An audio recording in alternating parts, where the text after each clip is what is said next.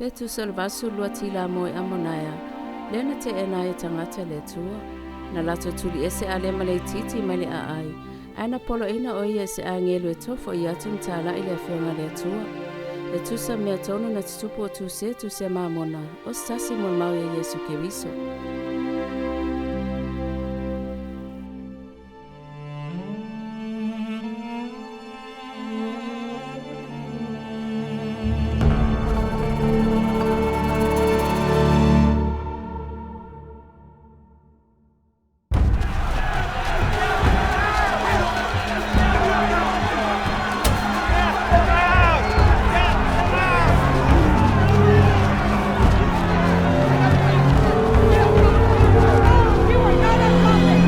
Mato no oe o Alema, o le fetalang sile le kalesia. Mato te le tale tonu ni tū whapalvalea whapena. O e tu atu le no fua whamasino ya ni whaia. Ele o oes whamasino sili ya i mato. Ua au sau e aoao.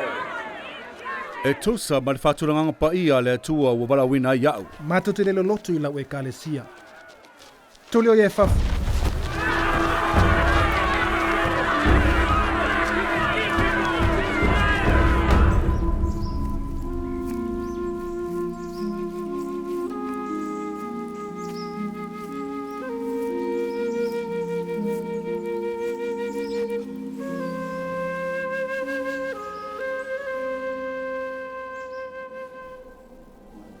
Angu ia lava oe Alema. O lea ina e lunga lo ulu maoli oli. O na sa e wha maoli le tau singa poloaiina le tua mai le taimina e mawai lau sa pali mua mai ate. Whauta. O hau le na o mai ale na sa pali ate oe. Wawina mai au e poloaiina oe toefoi atu i le ai o Amonaea. Ma toi tala'i atu tagata o le ai. Pai atu ia i latou. Wanganai ua latou salamo o le afao matia i latou e le li i le atua. Awa whahuta o lo latou su e whao matia le sao le tonga o lolo.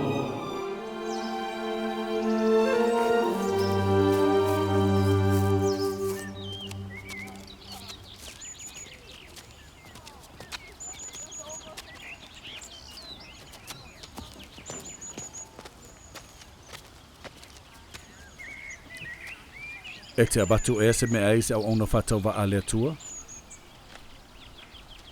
Oa Amoleka. Oa o sani fai. Ma wau loa o es perofeta pa ia le atua. O oi o tangata lea o le na fetalai mai se agelu is faringo aia. Ia talia o ia. Ta ho faatasi ma ulo fale. Mara o wavatu ia te oi ni au me ai. O loa o le avea oi mwha amnyanga ia ta poloaiina. O te whaftai le atua mo Laveaiina faatasi me o ua. Ia whamonia o ia te oi poloaiina. O au Alema. O se whaitolanga sili le kalesia le tua lawil ele. Ua Laveaiina o e tala'i atu le fionga le tua le neinu. Ona ua e whanga e te au maave au tono lo fale. Ua whamuniaina oe. Os whamonianga mai mātou talieina o ona le li il mātou fale. E mwhai on tātou nofo po la lava le ume te whiringa lo ai.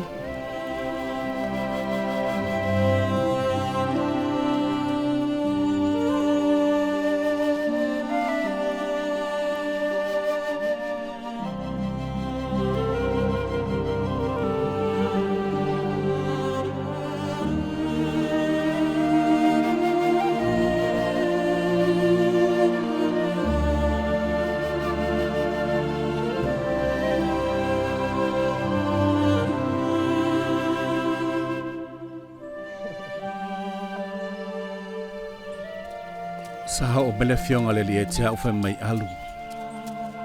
Ma faatufoi la aoao o Amoleka. I alu. Ma wabalo atu le nei nuu.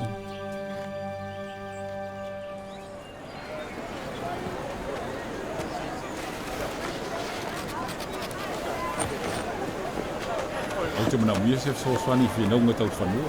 Where whanua. I whafo atu o le ai. Leitele, loi tono la tatoa ia whatu la fono e gose nuu. Papatisoina salamo e Alii le faatuatua i Lona suafa. Ono whapea on whetala'i meleli. Wanganai wo tau salamo o la wasese atu le deilu i lo wita. Ioe o le au le liu ese lo wita tele. Oi oe. E on tātou tali tonu molimau e tagata e toatasi. E sa o sa rama. O le a mātou le talitonu ia upu pe a whai te wabalo mai o le a whaumutia le ni ai tele i le aso e tasi. Wai le atua, o le awina mai ai se pule tele atu i loo se tangata e toa tasi e alanga mai i le moni o ia mea te tele ma le ofofongia. E o tau le tupulanga mi o le anga mwhapio pio. Ua wawe lava na ngalo ia te o tau poloaiina le atua, to tele manatua ea. Afio le nei nu o e wala tau maufam nianga tele mai le ao le Alii. E le tusai ma le mamlama ma le poto wala tau maua, ma whaila to te fau vale whaasanga atu i a teia. O le a whaomatia atua ese o tau mai lungo le lalolagi. Ma o le nei, ina ia le whaomatia ina o tau ma te alalanga malo si atu le nei nuu. Ia o tau salamo, ona ua latalata mai le malo le langi. Ua le tele ni aso ma le terminei, a o le afio mai le alo le atua lona mamalu. Ma o lona mamalu, o le mamalu le o le toa tasi na whanau le tama, ua tumu le lofa tunoa, o pumoni ono sa ia lofa ma le taliti ngā. E whaafonga mai tangi a ona tagata ma talia latou tatalo. Ma whaauta, e afio mai o ia e togiola i latou, o e papatiso le salamo, e ala i faatuatua i lona suafa. Ma o le nei o uso pele. Ona o outou o uso, ma e ao ina alofangia outou. Ma e ao ina outou au mai angaluenga o te tau ai mo le salamo. Na foi al fatpui. Yai, taufi, tata Amonaea, o Amoleka, o se tupunga mai ani whai, la tali o li ai, o se tangata tau aloa ia i latou mai loina, sa walawina o le li i le telo taimi, ai sa o le whaalongo, ai na o fau vale i le tua. Hao malanga atu vai stasi o loo aiga, sa o mai se agelu le li i mawhetalai mai, Amoleka, fo yatu i lo lava fale. Sa o sta i le agelu, sa o maua le tangata na whetalai mai ai le agelu e talia lo fale. Faauta o le tangata le nei lea sa tau talatu e winga i mea le atua. Ue, fai mai o le agelu. Na fai loa mai nei mea te. He o tau ua le tupulanga mi o leanga ma le whaapio pio. O tau lo ia ma tangata pelu. O tau whaia mai le matong fiti e pu e ai tangata pai o le atua. O tau whaia fufanga whaapio pio ai yala o ia mi o tonu. He o ino whaamatia atoa ai le nei nu. Ana le ai te talo ia mi o tonu. O asia nei o tau whaafanonga atoa. A whai to tuliesea fafo ia mi o tonu mai ate o tō ona le tau fia ilo le li ilo na au. O walata mai lava le taimi vangana o tō salamo. Ua fai le nei tangata whaasanga ia tātou tulafono. Ua tonu. Ma tātou lo ia popoto. O e ua tātou whirwhiria. E sea e ua mawai stātani stau fianga mawa e lunga o tō loto. Pe ua molimau te atu e la o tō tulafono. E le hai. O tau tale laulangoino la o tō tulafono ilo o tō tau salaina. O le whaavai o le whaafanonga o le nei nuu a mata o le whaatatia e le ami o le tonu. O tau lo ia ma o tau whaamsino. O le nei o tātou ilo nei, o le nei tangata, o se tama le ti Apollo. O na uia pepelo ia te tātou. O na ua tia tautala te te o ia i la tātou tulafono. Ma ue fai mai ele i tautala te te iai. E ma fai ona e tali mai fesili o le au fesila tu ai. Ioi, pe atu sahi ma le nganga o le li o ia te au. Ono o te le fai atu se mele tu sahi ma le nganga o le li. Auta. O neti a rio nei e ono. Pa o nei mea oma o te avatu ia te oe. Pea fai e te whawhitia le iai o se silisili. E oe le tama se oli. E se awa e toefoi ia. E te iloa e le lolo atu e a mi o tonu ni toeftonga whapena. E te tari tonu ea e le ai se atua. O te whai ati e te oe le ai. Wa e lolo i ai se atua. Pe tai wa sili atu lo lofa i o ana i loia. Wa e pepelo mai e tau i lumo le atua. Wa e fai mai e tau o te avati i te oine o neti onu. A wa iai lo loto e ta hawhi mai e tau. Wa na o lo mana o i o whawhitia le atua moni ma soifua. Ia e mau aise ponga e whaamatia ia. Wa e fai mai ea ua iai se atua moni ma soifua. Yo e wa iai se atua moni ma soifua. E se di atu ma le tasi le atua. Le ai. Whapewhiona i lona i mea. O se angelu ni e whaari mai e mei atia. O ai le o le afio mai. O le halo ea o le atua. Ioi. Pe o le aia whaolaina lona nuu mai ang sala. O le a whaolaina ia. O na ele mwhai o na ia whaafitia na na whionga. Ma ai mantua nei mea. O whai mai o ia o na alitasi le atua. Pe ta iwa i whai mai. O le afio mai le alo le atua. Ma le aia le whaolaina o na tangata e pe se iwa ia te ia le pule whaatonu ai le atua. Whaauta ua e pelo. Ma o te toi whai atu e le whaolaina i la toi a la tonga sana. Ma o te le whaafitia la na whionga. Ma ue fetalai mai le mfai se mea le mau tofi ma lalolagi. O lea e mfai faapefea ona faalaina o e vagana ai ue mau tofi ma lalolagi. O lea le mfai ona faalaina o ia unsala. O la afio mai le alo le atua i lalolagi togiola ona tagata. Ma o le ia ave ona nunga sol tu la fona i latou o e taritoru lona swafa. Ma i latou o e o le a latou mau le o le faavau. Ma i le aise tasi ese mai ai o mai ai lo tanga. O le tu ma wai me o le anga i pese i le aise togiola fai mo i latou. Vangana ai le tala'i no fusi o le oti. Wa fa utai o mai le aso e tu ai tagata uma mai loti. Ma lau tu mo le tua, fa msino le tusa ma latou ngaluenga. La tala'i nel Iesu Keriso no tanga le oti na ia te faatuaina mai tagata uma le oti. O le ato faatasi le nganga maletino i ona foringa ato toa. O lima mawai ma so ngā iwi o le ato fotaina i ona tūlanga tau ai. Pei lava on tātou iai di teimi nei. Ma le au mai i tātou lau tutu ilu mo le atua. Ma le lua e pei on tātou loa nei. Ma maua se mana tua pupulo o lo tātou sala toto. E o mai le nei tue fotaina i tangata uma. O e matua mo laiti e no tia mai a sa loto. Tane mawhine e amio leanga mai amio tonu. E le lau se laulu e tasi o la taulu e le iloa. Au la tue fotaina mea te tasi no tūlanga totoa. Ma le au mai lumo le pafamsino ke viso le atali. Mo le atua le tamā ma le ngang paia. O le atua e whaavau o tas. Ina ia whaamsino ina e tusa ma latou ngaluenga. Pe o le lei pe o le anga. O le nei tino whaali tino whaatuina mai o se tino o le pea. O lono winga mai le oti. Mai le oti mo mua lava i le ola. E le mwhainu toe oti i latou. Ai faatasi o latou nganga mo latou tino e le tu e seseina. Ma whaapeo na Laveaiina ma tino fale nganga maula pea. E le mawhai ona tohi o i le pala i latou.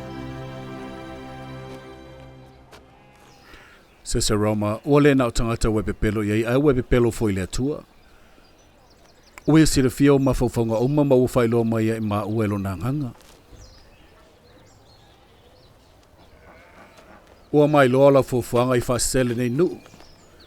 Ia lato te te iei ma ue whai mai ma tuturi ma ue fafo.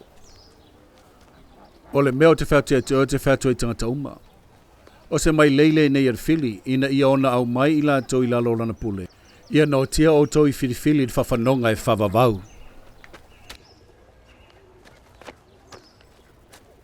O le ale wingo nei mea e tō tutu tangata uma mai le oti. Ma lau tutu ilo mo le tua, ina e whamsino ina e tusa ma latunga luanga.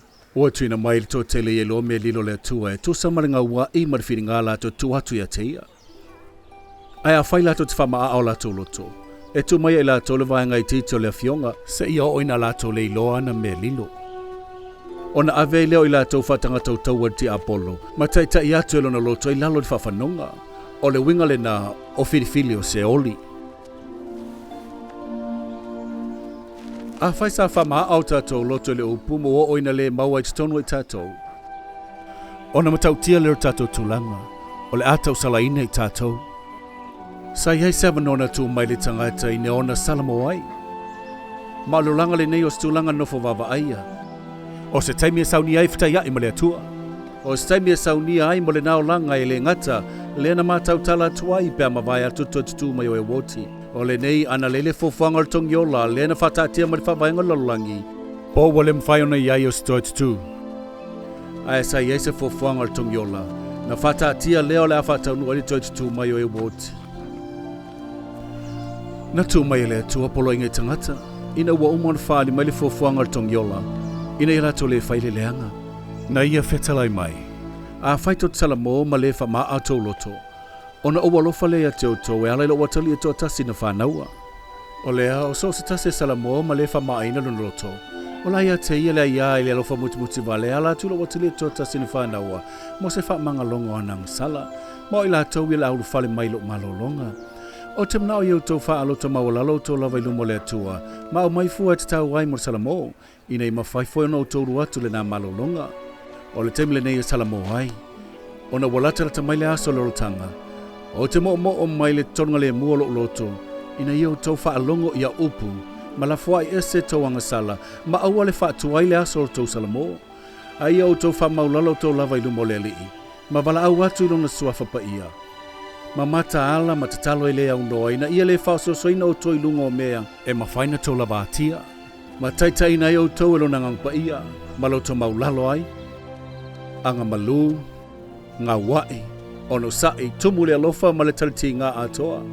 Ia faatuatua i le li'i. Ia iai se whamoe me o le auto maua leo le whavavau.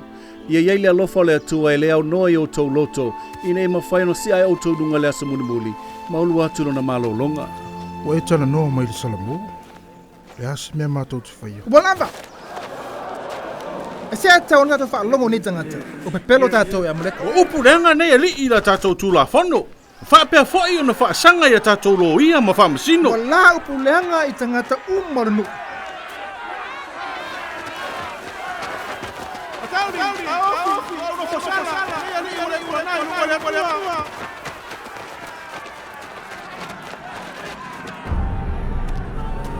E te tari tonu i upo ai la oa nei o ta ua o perofeta.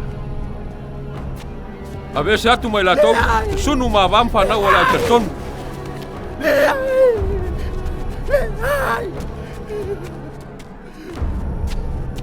Ua e luiina la upule. Au tau au sala, o nei ali iwa le pona i la ua i luma le tua. Nei tagata upo vale, o ese atu mai la tou, a vese atu nei tagata. Ave fafa malo fale famsino.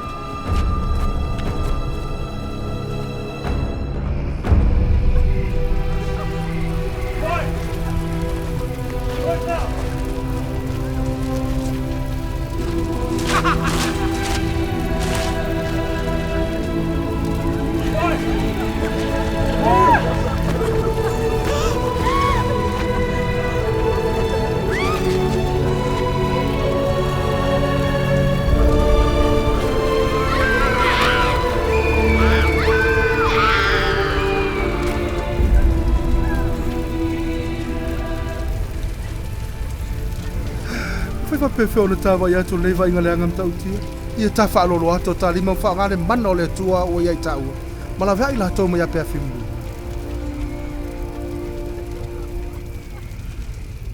Ua tau fia au le nganga i awani o whaalolo atu lo nima.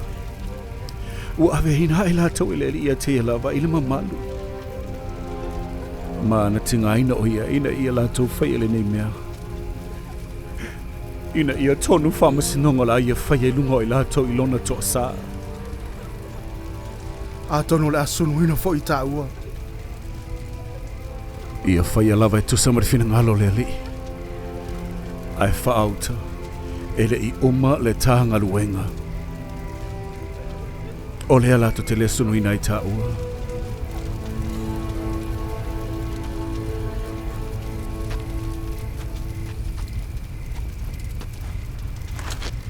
Ona o mea ua o lua wa ai ai, pe lua te tala'i atu ea le nei nu. Ua o lua wa ai ua le eise mana o ea te o lua e la vea i la tau o ena lafo le atu. Pe na Laveaiina fo i la tau i le atua ono i la tau o la o lua fatutuang.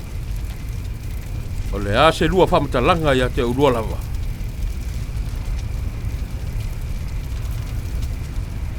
Lafo i la ua le falpoipoi.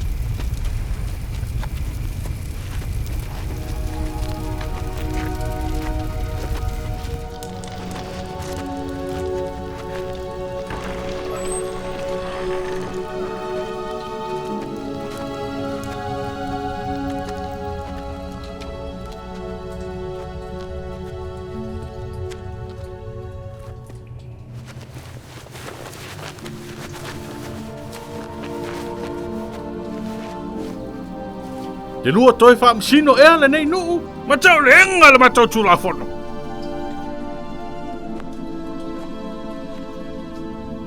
A whai wa ia te urua le mana o le atua.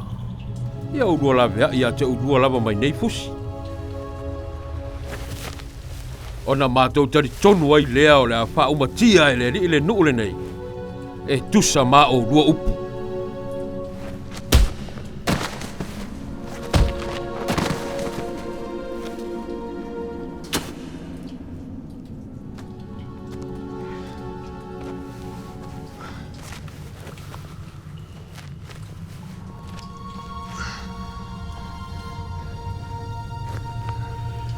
Lea ea le omi. Ma te ono sa ia i nei popua ngā te tele le Alii e. Le Alii e. Tu mai e ma o le mahalo se tu sam le faatuatua Iesu Keriso. Se Laveaiina i maua.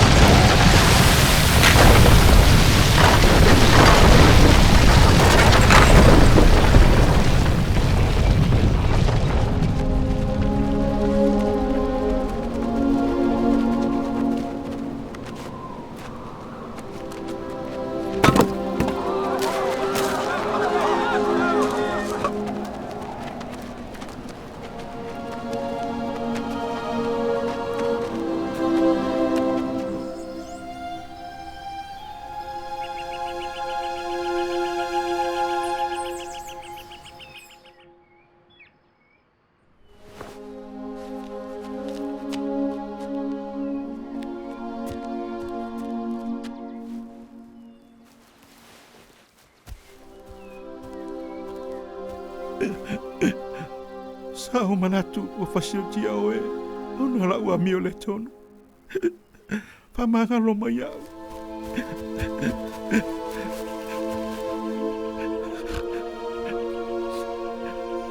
Famalo lo mai au. Paua e te tonu e le mana o Keriso de whaotanga? Ioe. Wata tonu upu umana e awa mai. A whaiwa te tonu togiola Keriso. E mawhaina wha maloloina oe. O au tali tonu.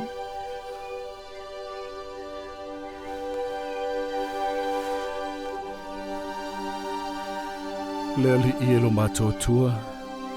Ia e alofa mutimuti vale mai le nei ali i ma wha maloloina o ia tusa malona faatuatua o ia Keriso.